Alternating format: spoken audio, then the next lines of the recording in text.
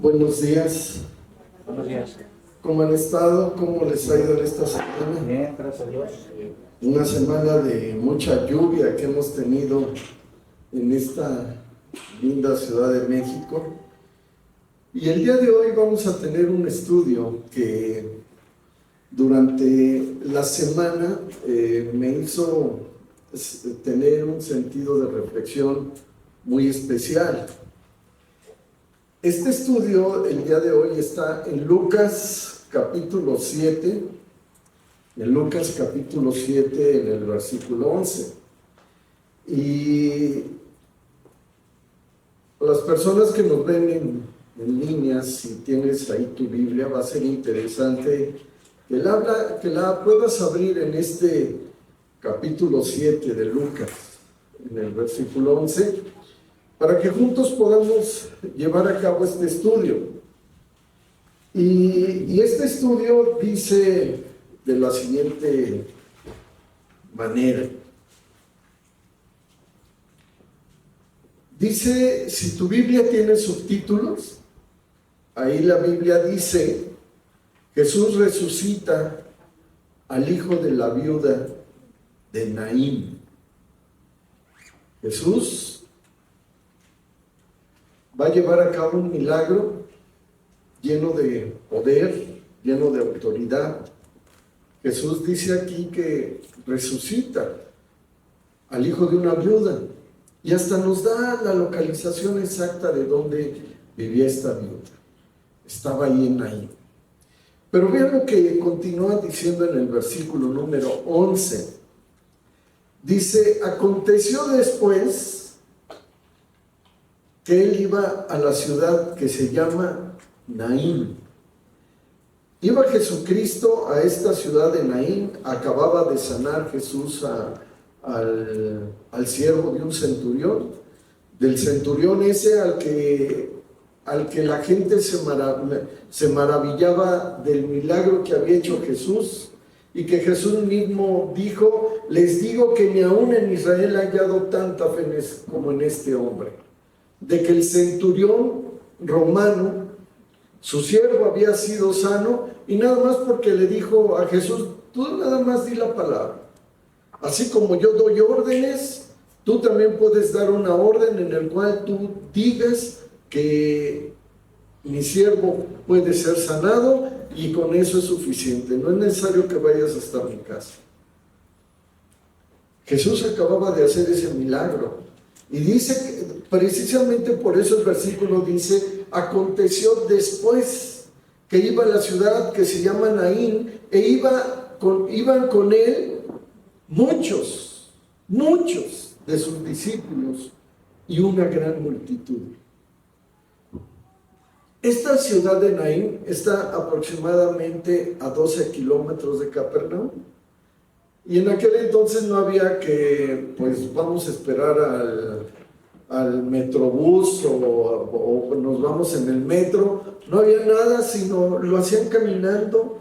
Y Jesús era algo que él experimentaba. El caminar, no tenemos algunas versiones en las que se mencione, bueno, Jesús tomó un caballo y se fue. No, sino le gustaba a él caminar. Como yo creo que a nosotros también disfrutamos cuando caminamos para llegar a algún lugar. Y algo que me llamó la atención, yo estuve buscando esa ciudad de Naín, qué características tenía o a qué Jesús podía haber ido a esa ciudad de Naín. Esta ciudad de Naín era una ciudad muy pequeñita, pero muy pequeñita, que incluso no tenía características o alguna situación especial, sino era una ciudad tan pequeña, esta ciudad de Naín, que pues quizás para muchas personas llegaba a pasar desapercibida. Esta ciudad de Naín era una ciudad pequeña, no tenía grandes características, no tenía una población muy grande. Y uno se puede pensar, ¿y a qué iba Jesucristo a Naín? ¿Te acuerdas que en una ocasión también Jesús cruzó por Samaria? Y dice la Escritura que cuando Jesús cruzó por Samaria, Jesús se expresó, o la Biblia lo menciona, que cruzó por Samaria porque le era necesario. Simplemente porque le era necesario. También, como estudiamos en algún momento, que Jesús cruzó por el mar de Galilea para ir a la ciudad de Gadara. ¿Por qué iba Jesús a Gadara? Si ni siquiera pudo entrar a la ciudad porque lo corrieron, lo despidieron, dice la Escritura. Llegando a Gadara, cuando Jesús sana a los endemoniados gadarenos y echa fuera esos demonios, después, ¿qué es lo que sucede? Ya no entró ni a la ciudad. ¿Pero por qué fue? Porque le era necesario. Así yo lo comprendí, y yo estoy viendo ahora que precisamente también Jesús, para ir a esta ciudad de Naín, iba con él. Dice que no iban todos sus discípulos. Dice que iban muchos, pero que no iban todos los discípulos, como que debe haber dicho Jesús, pues, ¿para qué van todos si no es tan necesario esa ciudad?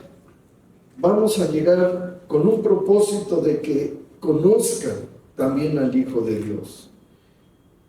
Y dice que iban muchos de sus discípulos y una gran multitud.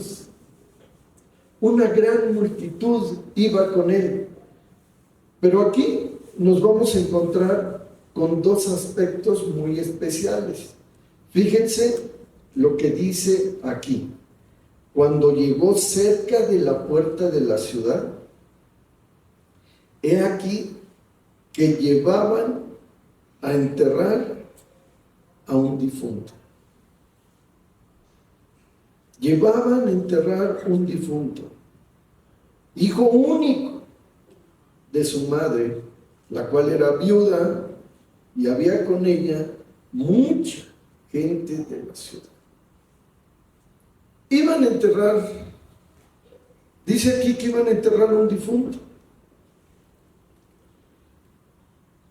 Y yo me puse a pensar, Jesús iba en una procesión con muchos de sus discípulos. Imagínense la situación en la que Jesús iba ahí, con muchos de sus discípulos. Y del otro lado se encontraba una procesión totalmente diferente, en la que venía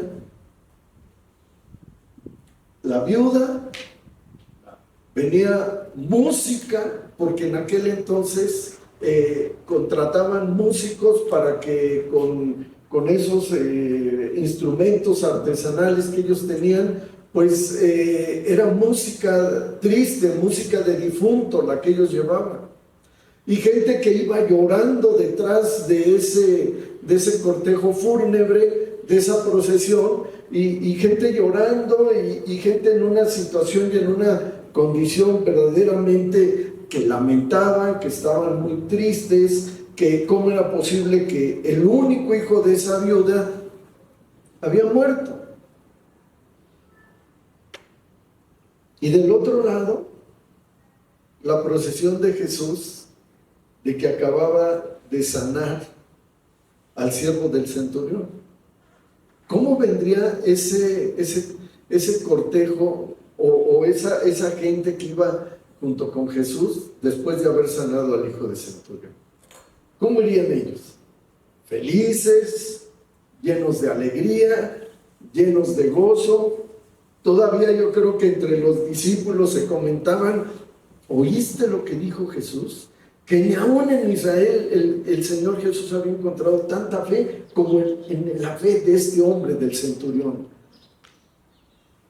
Y yo creo que iban comentando, iban platicando con tanta alegría con ese milagro. Yo creo que ellos también llevaban música, iban alabando el nombre del Señor por ese milagro que se había dado. Y cuando se encuentran los dos, porque dice aquí que cuando llegó cerca de la puerta de la ciudad, he aquí que llevaban a enterrar al hijo único de esta mujer. y que era viuda y que había mucha gente de la ciudad con ella. Yo creo que era una persona pues querida, admirada en la ciudad esta de Naín. ¿Cuántas personas de las que iban en este cortejo fúnebre, yo creo que se habían acercado a esta mujer y le habían dicho, oye, cuánto lo sentimos, verdaderamente lo lamento, te damos nuestro más sentido pésame por la situación que estás viviendo, y sobre todo porque era su hijo único? ¿Y cuál era el pensamiento de la gente que venía acompañando a la viuda?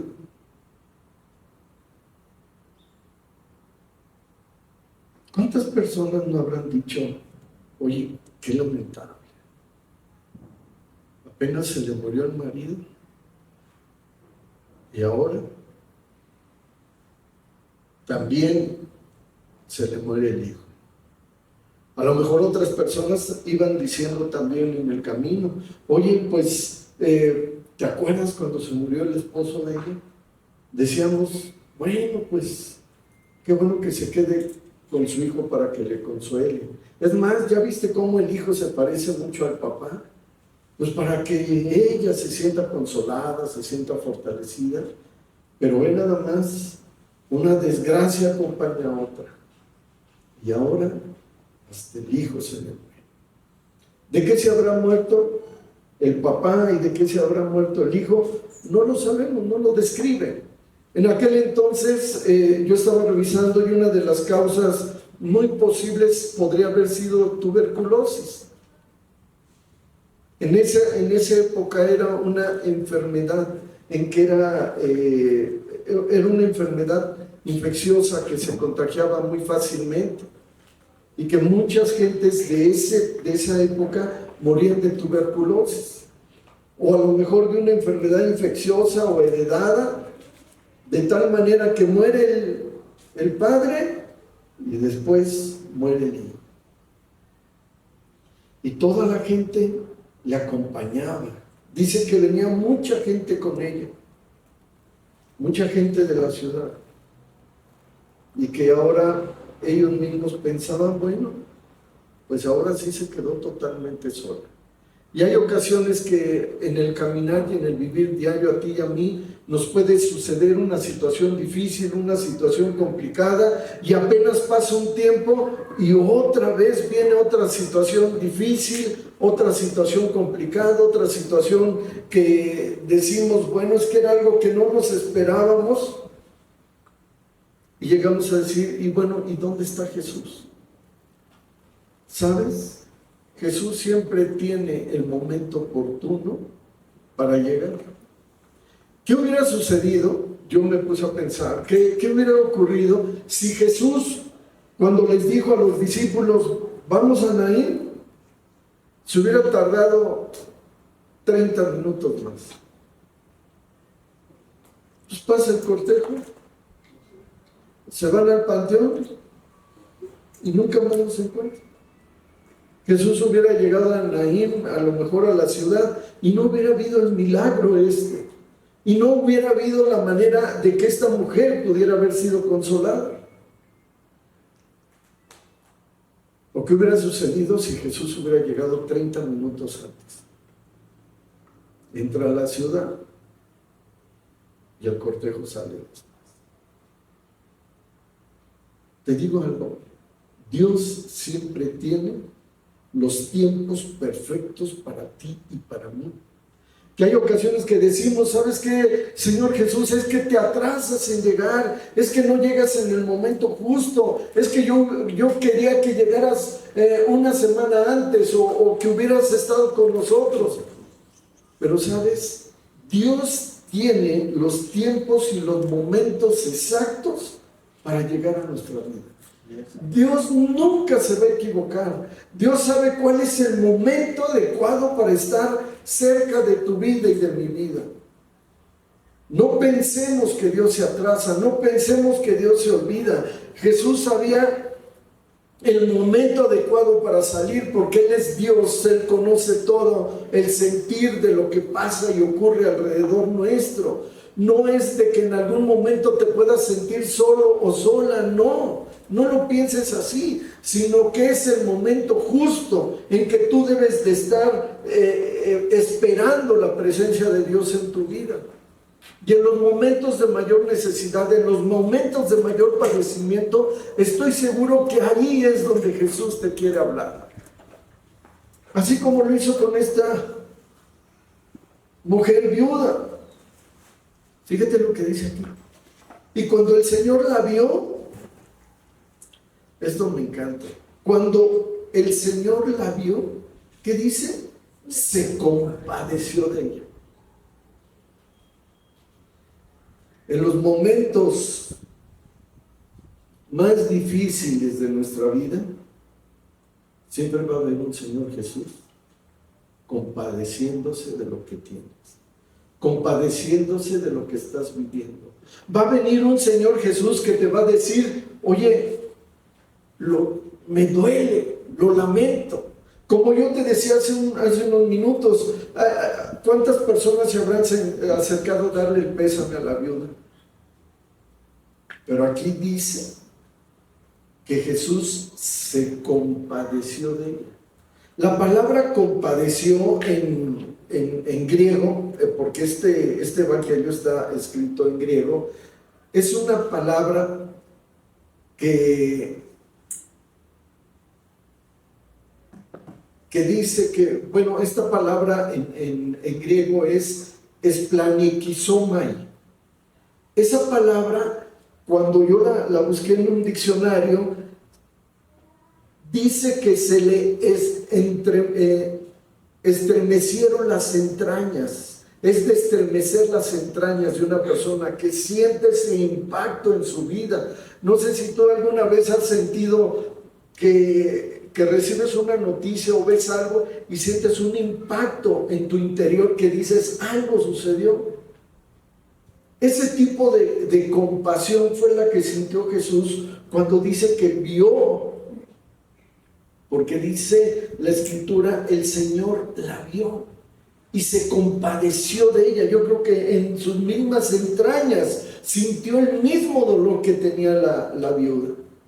Cuando tú y yo acompañamos a una persona, cuando ha fallecido algún pariente de ellos, pues nos sentimos identificados con ese dolor y le decimos, cuánto lo siento, lo lamento mucho, pero a lo mejor hasta ahí queda.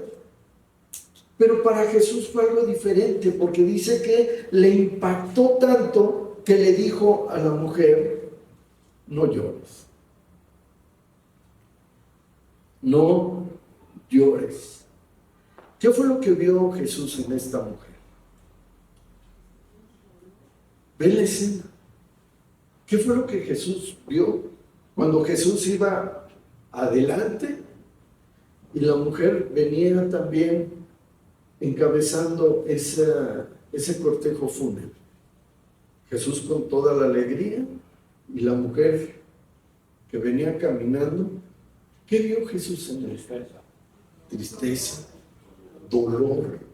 La vio vestida totalmente de negro, la vio vestida con esa expresión de dolor, quizás hasta tapándose la cara porque ya no soportaba la luz en los ojos por el llanto que había tenido. Pero dice que Jesús le dijo, no llores. ¿Cómo nos puede ver Jesús a ti y a mí cuando estamos en un momento de necesidad?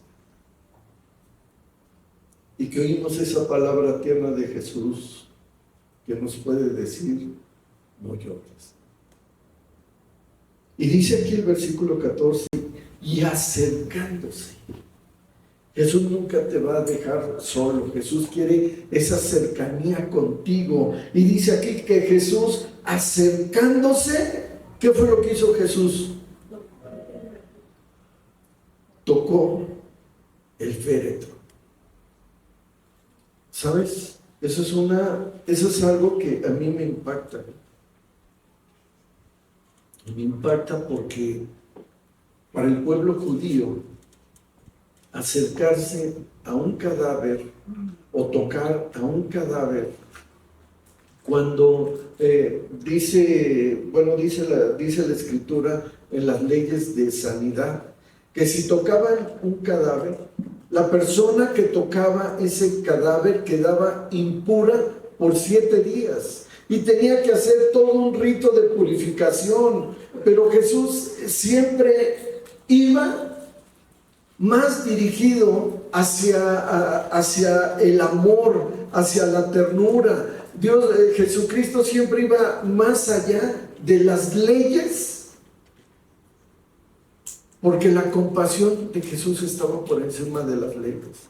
¿Cuántas ocasiones Jesús veía a un leproso y lo sanaba? Y varias ocasiones Jesucristo estuvo en contacto con leprosos y los tocaba y se sanaran. Así como tocó al féretro del hijo de la viuda, más adelante podemos encontrar que Jesús también vio a una niña que estaba muerta y también la tocó para que fuera sanada. Y por eso es que los maestros de la ley siempre reclamaban a Jesús y le decían: pero ¿cómo haces esas cosas? Vas a quedar impuro. Pero el corazón de compasión que tenía Jesús iba más allá, porque dice que tocó el féretro, y cuando tocó el féretro, ¿qué dice el versículo 14 a la mitad? Dice: y los que lo llevaban se detuvieron. Cuando Jesús toca el féretro, los hombres que lo iban cargando se paran, como diciendo: uy, este va a quedar impuro igual que nosotros por cargar a este difunto. ¿Por qué se habrán detenido? Y todavía Jesús le habla al muerto. Imagínate que Jesús hablándole al muerto. ¿Qué le dijo Jesús al muerto? Ahí está en tu Biblia: joven, a ti te digo, levántate. Y este joven, yo creo que ya estaba bien muerto, ¿no? Pues si ya lo iban a enterrar, yo creo que ya hasta lo habían velado. Ya hasta lo habían velado. Yo creo que han de haber dicho: bueno, este Jesús, ¿qué trae? Está bien muerto. ¿Qué le van a hacer? Lo mismo podemos pensar cuando tú y yo tenemos una necesidad muy grande. Cuando vemos situaciones complicadas o difíciles en la casa, cuando vemos problemas que decimos: es que no hay manera de que se solucione, cuando vivimos problemas de armonía, de comunicación en la casa y decimos: es que ahora sí la estamos pasando muy difícil. O cuando la situación financiera se pone apretada en el hogar y que decimos: no, Señor Jesús, es que de esta manera no se puede vivir. Tenemos problemas financieros o tenemos problemas de sanidad. Señor Jesús, por más que queremos sanar, por más que buscamos esa sanidad, siempre algo se complica. Señor Jesús, ¿por qué estamos viviendo estas pruebas tan difíciles? Y sabes que cuando estamos en esa situación, cuando estamos en medio de esos problemas, Jesús es el que está viendo nuestra necesidad. Y como lo estamos viendo aquí, Jesús acercándose, quiere tocar tu vida y quiere decirte: a ti te digo, levántate. No te quedes tirado en ese problema, no te quedes tirado en esa situación difícil, sino levántate. Y dice aquí en el versículo número 15, entonces se incorporó el que había muerto y comenzó a hablar. El féretro estaba en el piso. Los que lo iban cargando lo acababan de soltar. Se habían detenido y dejaron el féretro en el piso. Y cuando Jesús le dijo: joven, a ti te digo, levántate, yo quisiera haber estado ahí para ver la reacción de toda la gente. Porque dice que venía mucha gente con él, venía mucha gente con Jesús, con alegría, y venía mucha gente llena de tristeza a enterrar al hijo de la viuda, y que Jesús le dijo: levántate. Y dice que aquí el joven, después de que le dijo levántate, se incorporó el que había estado muerto y comenzó a hablar. ¿Qué habrá dicho ese joven ahí? Yo creo que lo primero que dijo: ¿en dónde estoy? ¿Qué hago aquí? En este cajón. ¿Qué hago aquí? ¿Por qué me metieron en esta caja? ¿Qué habrá dicho ese joven? Ha de haber volteado a ver a Jesús y le ha de haber dicho: ¿quién eres tú? Y Jesús le hubiera podido contestar: yo soy el mismo Dios viviente. Yo soy el mismo Dios que te ha traído de la muerte a la vida. Y eso es lo que quiere ver Jesús, que aún en el momento de necesidad más grande que pudiéramos tener, Jesús está ahí para levantarnos. Dice aquí que comenzó a hablar y yo creo que Jesús lo tomó del brazo y le dijo: a ver, párate, levántate, salte de ahí. Porque dice aquí la escritura: y lo dio a su madre.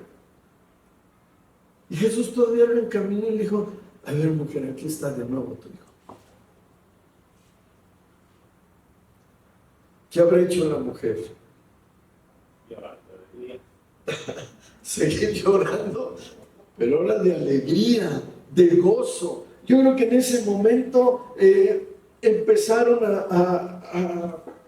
a ver la reacción de la mujer con el hijo, que lo abrazaba, lo besaba. El hijo, yo creo que saltaba de gusto de decir: ¿sabes qué, mamá? Yo lo único que me acuerdo es que sentí un dolor muy fuerte en la cabeza, o tenía un dolor muy fuerte en mi cuerpo, pero ahora no me duele nada. Toda la gente que estaba alrededor de ellos ve lo que dice la escritura, versículo 16, ¿qué dice? Dice: y todos tuvieron miedo. ¿Por qué tuvieron miedo? Porque después de enfrentar la muerte, ver que la muerte había sido vencida por Jesús y el Hijo había vuelto a la vida, era algo impactante. Y yo te quiero decir algo, que cuando Dios hace un milagro en nuestras vidas, a la gente que está alrededor hasta le da miedo, como diciendo: pues ¿cómo le hiciste? ¿Cómo saliste? ¿Cómo lo lograste? Cuéntanos, dinos. Y eso es lo que tenemos que hacer, contarle a la gente los milagros que Dios ha hecho en nuestras vidas. Dice aquí que todos tuvieron miedo diciendo: pero aquí hay algo muy especial, y glorificaban a Dios. Los que llevaban el cortejo fúnebre tuvieron miedo, pero los que habían visto los milagros de Jesús, ¿qué hicieron? Glorificaban a Dios. Glorificaban a Dios. Y yo creo que cuando vieron que los discípulos empezaban a glorificar a Dios, diciéndole: Señor, a ti te damos gloria, honra, alabanza, gracias por este milagro, gracias por este milagro de vida que hemos visto el día de hoy.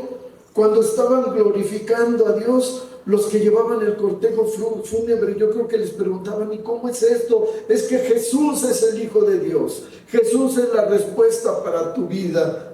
Y ahí, ¿cuántas personas se habrán convertido de ese cortejo fúnebre?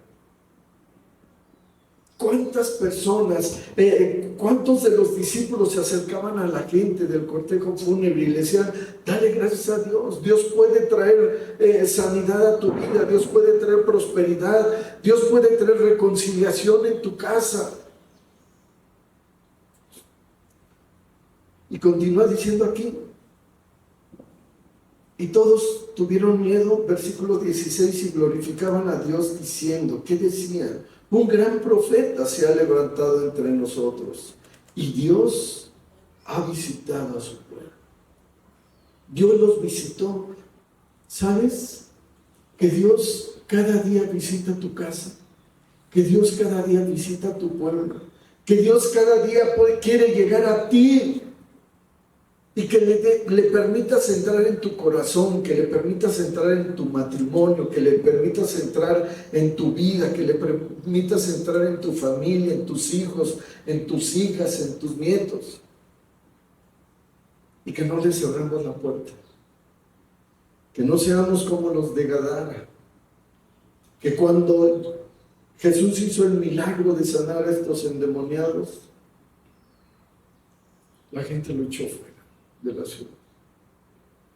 Vemos el milagro de Jesús, vemos el milagro de Dios, y en lugar de sentirnos plenos, con alegría, con gozo, echamos fuera a Dios. En el momento que Dios hace el milagro que necesitamos, le decimos, no, ya, gracias Dios, ya con esto me conformo. Gracias, ya era lo que necesitaba. ¿Qué necesitabas? ¿Prosperidad? ¿Ya tienes prosperidad? Sí, ya. Te lo agradezco, Señor Jesús. Ahí veré luego cuando me congrego, porque pues ya tengo el milagro que quería. Yo creo que no debemos de ser así. Ve lo que continúa diciendo aquí la Escritura. Versículo 17. Y se extendió la fama de él por toda Judea y por toda la región de alrededor. Es increíble, pero ya ni alcanzó a entrar Jesús a la ciudad. Ha de haber dicho, con esto es suficiente. Ahora ellos van a hacer que mi fama, van a hacer que la gente crea que Dios ha venido a visitar esta tierra. ¿Y sabes qué? Que lo que tú y yo necesitamos hacer es eso. De que la fama de Jesús se extienda.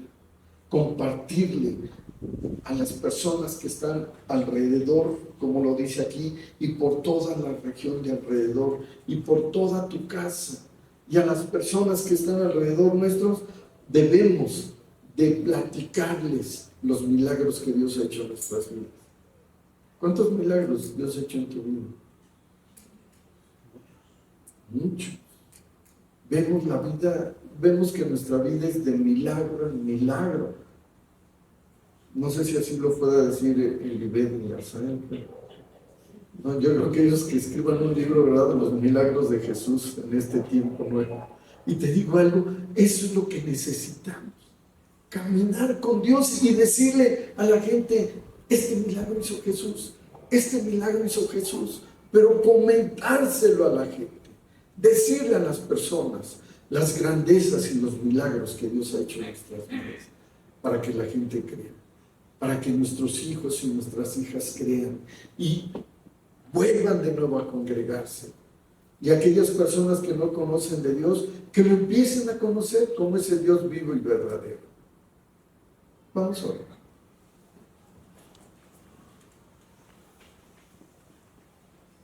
Padre, te damos gracias, Señor Jesús, porque hoy hemos aprendido que después de cada milagro, Señor Jesús, tu ministerio sigue. Porque tú nos has encargado, Señor, de que vayamos y hagamos discípulos por todas las naciones. Pero queremos primeramente hacer discípulos en nuestra casa, con nuestros hijos, con nuestras hijas, con sus esposas, sus esposos, con nuestros nietos, Señor. Que nuestros nietos te conozcan, Señor Jesús, y que vuelvan su corazón a ti. Que se puedan sentir con ese gozo, con esa alegría y con esa plenitud que solamente tú das. Señor Jesús, trae bendición en ellos. Y permítenos, Señor Jesús, tener el anhelo, el deseo de que vayamos, Señor, en ese cortejo con gozo, con alegría, con bendición, dándote gloria, Señor, en el caminar. Y no que vayamos, Señor, en un cortejo fúnebre, Dios. Líbranos, Padre, de ir en un cortejo así, sino que podamos ver tus maravillas cada día, Señor Jesús, y ser agradecidos, tener ese corazón agradecido contigo, Padre amoroso. Te damos gracias, porque ahora vamos a ser responsables para extender, Señor, por todos los alrededores, que tú eres ese Dios vivo y verdadero. Te damos gracias en el precioso nombre de tu Hijo amado Jesucristo. Amén. Amén, amén.